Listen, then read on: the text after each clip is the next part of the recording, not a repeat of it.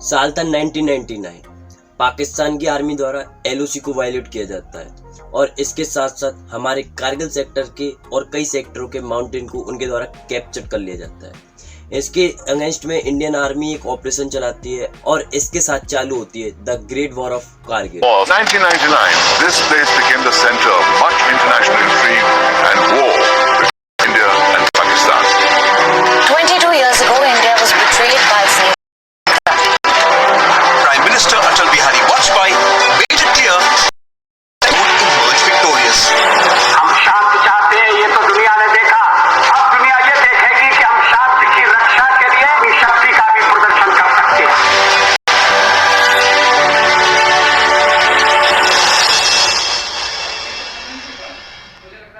क्या थी कारगिल वॉर? क्या कारण थे कारगिल जंग के? कौन था इस सब के पीछे? क्या जियोपॉलिटिक्स खेली गई इंडियन गवर्नमेंट के द्वारा? कौन थे विक्रम पात्रा और उन पे बनी मूवी का नाम शेरशाह क्यों है? तो जानते हैं आज की इस वीडियो में। तो इससे पहले आप मेरा नाम जान लीजिए। मेरा नाम है हिमांशु और आप देख रहे हैं फॉरगेट नॉलेज। जिन इलाकों को पाकिस्तान की आर्मी द्वारा कैप्चर किया गया था वो सारे पहाड़ी इलाके थे और पहाड़ी इलाकों में शेपर्ड्स अक्सर पाए जाते हैं। ये काफी नॉर्मल सी थिंग है। तो हमारी कहानी भी एक शेपर्ड से चालू होती है। 3 मई 1999 को बटालिक सेक्टर के एक छोटे से गांव में एक लोकल शेपर्ड तापसी हमग्याल की एक याक खो जाती है। जब वो अपने दोस्त के साथ इस याक को ढूंढने निकलता है तो वो अपनी दूरबीन से चारों ओर पहाड़ों को देख रहा होता है। तभी उसे एक पहाड़ पर बहुत अजीब सी घटनाएं होती हुई दिखाई देती हैं। कुछ आदमी जो कि पाकिस्तान की तरफ से आए थे इंडियन आर्मी के कैंप्स की ड्रिलिंग कर रहे थे। उसने जल्दी ये बात जाके इंडिया की नियरेस्ट पोस्ट को बताई। इंडियन आर्मी ने इस पर कार्रवाई बहुत तेजी से की। सडनली उन्होंने क्रॉस चेक करने के लिए वहां पर अपने ट्रुप्स भेजे और वहां पता चला कि ये बात सच थी कि पाकिस्तान के द्वारा एक घुसपैठ की गई है। ये वहां पर एक छोटी मोटी घुसपैठ नहीं थी बल्कि ये एक सोचा समझा प्लान था जिसका टारगेट था नेशनल हाईवे 1 को ब्लॉक करना ताकि लद्दाख को कश्मीर से अलग किया जा सके और लद्दाख को बाद में देश से बिल्कुल अलग किया जा सके। इस पूरे ऑपरेशन को नाम दिया गया ऑपरेशन बद्र। अगर इंटरनेशनल ट्रीटी में देखा जाए तो ये सीधे सीधे वायलेंस था शिमला समझौता 1972 का, जो कि उस समय के former prime minister Indira Gandhi और उस समय के पाकिस्तान के फॉर्मर प्रेसिडेंट बिलावल भुट्टो के बीच हुआ था। उस एग्रीमेंट में ये बात साफ साफ लिखी थी कि अगर दोनों देशों के बीच में कोई भी कॉन्फ्लिक्ट क्रिएट होता है तो वो दोनों आपस में बातचीत करके उस कॉन्फ्लिक्ट को सॉल्व करेंगे। साथ ही एलओसी का वायलेंस किसी भी देश के द्वारा नहीं किया जाएगा वरना ये शिमला समझौते का वायलेंस माना जाएगा। इससे भी ताज्जुब की बात ये थी कि इससे कुछ महीने पहले यानी फरवरी 1999 को अटल बिहारी वाजपेयी दिल्ली से एक बस यात्रा कर लाहौर जाते हैं और उस समय के फॉर्मर प्राइम मिनिस्टर यानी नवाज शरीफ के साथ बैठकर चाय पीते हैं और एक एग्रीमेंट पर भी साइन करते हैं। उस एग्रीमेंट के बेस पर ही इस पूरी कारगिल वॉर को अंजाम दिया गया। एक तरफ हमारे देश के प्रधानमंत्री शांति चाहते थे, वहीं दूसरी तरफ पाकिस्तान में कोई ना कोई तो था जो इस शांति को नहीं बने रहना देना चाहता था और इसके रिजल्ट में हमें मिला कारगिल वॉर।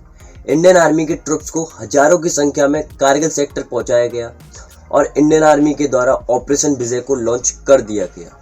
इसके साथ साथ 26 मई 1999 को इंडियन एयरफोर्स के द्वारा ऑपरेशन सफेद सागर भी लॉन्च कर दिया गया। ये इंडियन एयरफोर्स के लिए ऐसी फर्स्ट फाइट थी जिसमें उन्हें इतने हाई एल्टीट्यूड पर लड़ना था। आज से पहले इंडियन एयरफोर्स को इतनी ऊंचाई पर लड़ने का तजुर्बा नहीं था। इसके बाद इंडिया ने यहाँ पर एक बहुत अच्छी जियोपॉलिटिक्स खेली थी। इंडियन एयरफोर्स को इसमें सख्त हिदायत दी गई थी कि कोई भी प्लेन एलओसी को क्रॉस नहीं करेगा और न किसी तरह की बमबारी एलओसी के पार की जाएगी। इसका फायदा ये हुआ कि इंडिया दुनिया को ये दिखाने में कामयाब हुआ कि उसकी धरती पर कब्जा किया गया है और वो केवल डिफेंसिव वॉर लड़ रहा है। ना तो वो किसी से अपनी दुश्मनी निभा रहा है ना वो किसी से अपनी दोस्ती निभा रहा है। इसमें सीधे सीधे पाकिस्तान की गलती दिखाने में भारत कामयाब रहा। अक्सर ऐसी जंगों में होता ये है कि दोनों देश जब आपस में लड़ते हैं तो वो सारे नियम कायदे भूल जाते हैं और इसमें दोनों देशों की कोई ना कोई गलती रहती ही है। इसके बाद कोई भी देश अपने आप को जस्टिफाई नहीं कर पाता है और इसके बाद दोनों देशों को आपस में भले एग्रीमेंट करना पड़े लेकिन दुनिया में उन्हें सपोर्ट नहीं मिलता है। लेकिन भारत के साथ कारगिल वॉर में ऐसा नहीं हुआ।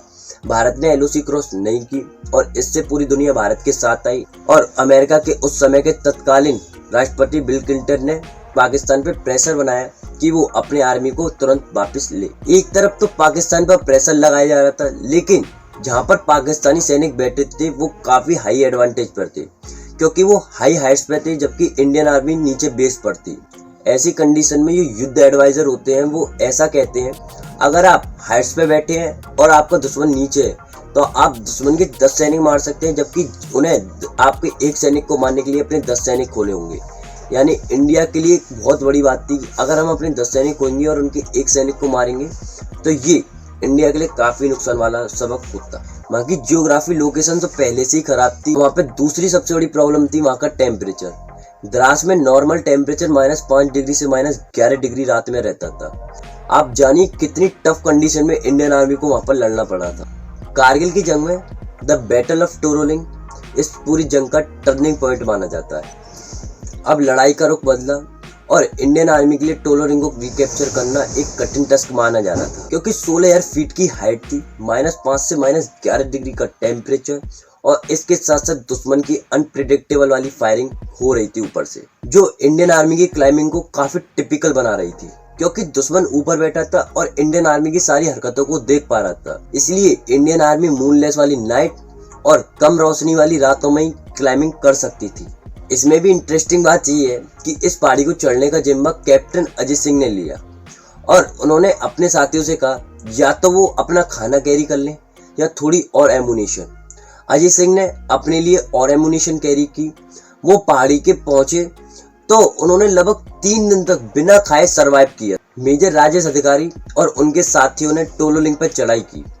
वो लगभग टोलोलिंग पर चढ़ने में सक्सेसफुल हो ही चुके थे, लेकिन टॉप से 100 फीट नीचे ही दुश्मन को उनके बारे में पता चल गया और जैसे ही दुश्मन को इसके बारे में पता चला उन्होंने फायरिंग चालू कर दी और इसके बाद एक खूनी गन फाइट भी हुई और अनफॉर्चुनेटली मेजर राजेश अधिकारी और उनके 2 साथी इसमें फौरन शहीद हो गए। अब उनकी जो कंपनी थी बिल्कुल बीच में फंस चुकी थी, ना तो वो टॉप पर ही पहुंच पाए ना वो बिल्कुल बेस पर थे। अब वो टॉप से केवल 100 फुट नीचे और बेस से लगभग 15,000 फुट ऊपर थे, तो अब वो बिल्कुल बीच में फंस चुके थे। अब इंडियन आर्मी ने टोलोलिंग को कैप्चर करना अपनी प्रायोरिटी बना ली और इसका जिम्मा दिया गया कर्नल रविंद्रनाथ को। उन्होंने अपने 90 सोल्जर्स को हैंड पिक किया और उनसे कहा कि वो अपने फंसे हुए सैनिकों की मदद करें और साथ में टोलोलिंग को रिकैप्चर करें। 12 जून के 8 बजे कंपनी अपने साथियों तक पहुंचने में कामयाब हुई और इसके बाद लगभग 4 घंटे तक एक खूनी गन फाइट चली और इन 4 घंटों में लगभग 10,000 गोलियां और लगभग 120 से ज्यादा तोप के गोले फायर किए गए। इस जगह पर इतनी तबाही बची कि इस जगह का नाम बदलकर बाद में बर्बाद बंकर भी कर दिया गया। इस पूरी गन फाइट में भी इंडियन आर्मी ने एक प्लान बनाया। अपने टोटल सोल्जर्स को 3 पार्ट्स में डिवाइड कर दिया गया, यानी अर्जुन, भीम और अभिमन्यु। इनमें जो एक टीम थी फ्रंटल साइड से अटैक करेगी, यानी सामने सामने लड़ाई लड़ेगी, जबकि दूसरी टीम पीछे से जाकर अटैक करेगी और तीसरी टीम दोनों टीमों को कवर फायर प्रोवाइड कराएगी।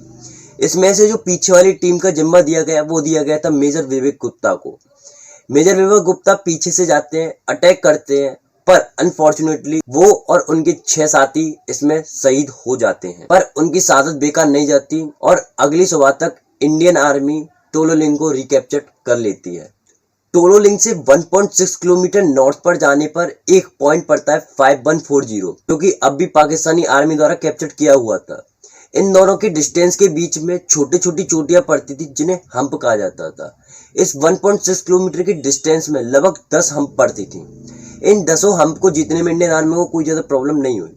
अब इंडियन आर्मी 5140 के बिल्कुल बेस में पहुंच चुकी थी, यानी रॉकी रॉक कहा जाता था उस इलाके को, वहां पर पहुंच चुकी थी। पॉइंट 5140 को रिकैप्चर करने की जिम्मेदारी दी गई लेफ्टिनेंट कर्नल योगेश कुमार योशी को। प्लान ये था कि टोटल सोल्जर्स को 2 भागों में डिवाइड कर दिया जाएगा और दोनों अलग अलग डायरेक्शन से ऊपर चढ़ेंगे और दोनों अलग अलग डायरेक्शन से अटैक करेंगे।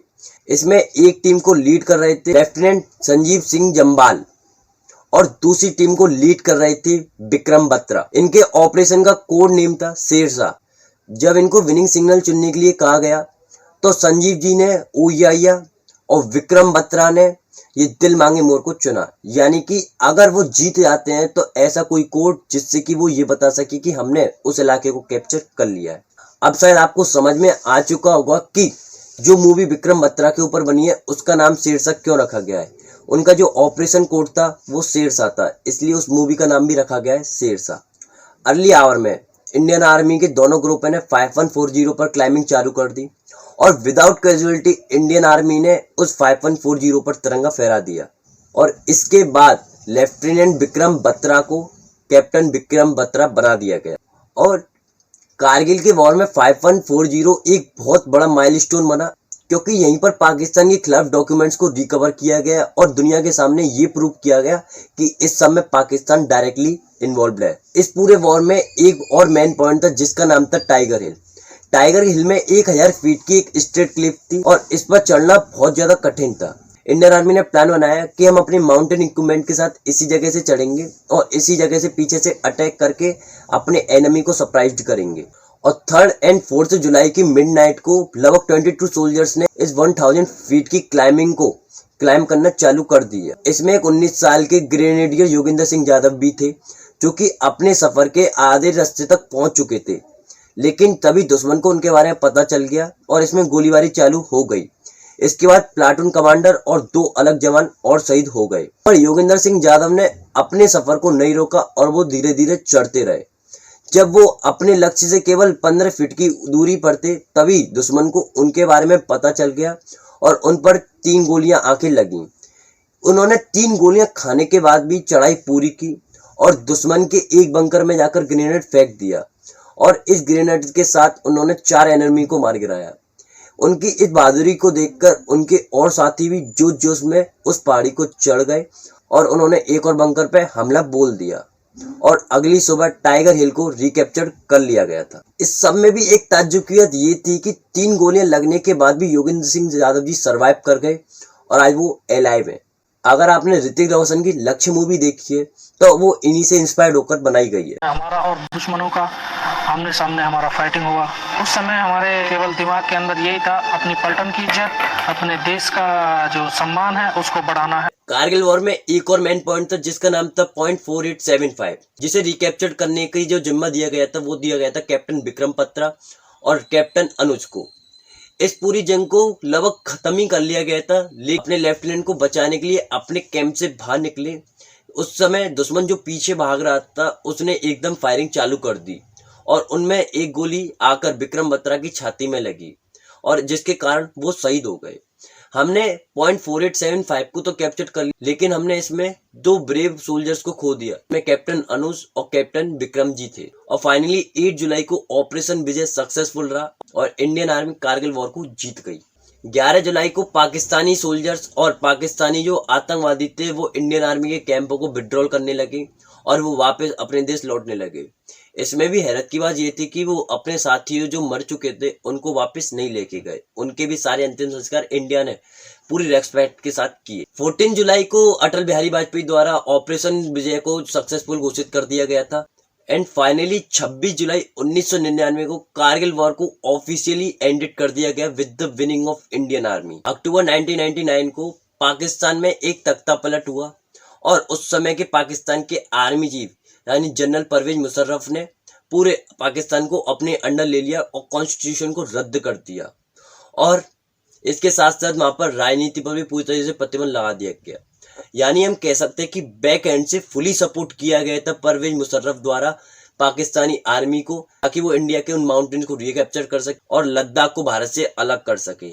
लेकिन इसी बारे में अगर हम नवाज शरीफ से पूछते हैं तो नवाज शरीफ कहते हैं कि इस पूरी वॉर का उन्हें कोई भी आइडिया नहीं था, उनके पीछे क्या गोल खिलाए गए थे उनकी आर्मी द्वारा, उन्हें इसके बारे में कोई भी जानकारी नहीं थी। तो इससे शायद मनसा मालूम होती है कि वहां पर कुछ लोग अब भी हैं जो भारत और पाकिस्तान के बीच में शांति नहीं होना देना चाहते थे। अगर उस समय ये वॉर नहीं हुई होती तो शायद भारत और पाकिस्तान के रिश्ते आज कुछ और हो सकते थे। तो आपको हमारी वीडियो कैसी लगी प्लीज कमेंट करके बताइएगा, लाइक कर दीजिएगा और अगर चैनल पर नहीं तो चैनल को जल्दी सब्सक्राइब कर दीजिएगा।